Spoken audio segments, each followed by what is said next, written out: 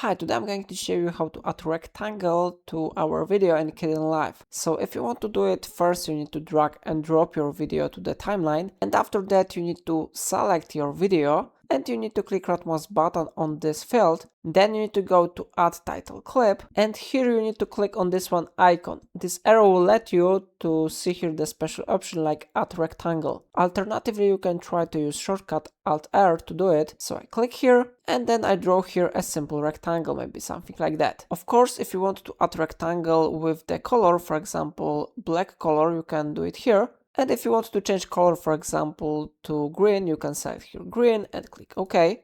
You can modify the border. For example, I will select here maybe red color and I click OK button. And you can increase border width if you want, for example, to this one. And if you want to have your transparent color and you don't want to have your green color, you can change the alpha here by clicking on this one color. And you can modify the alpha channel to 0.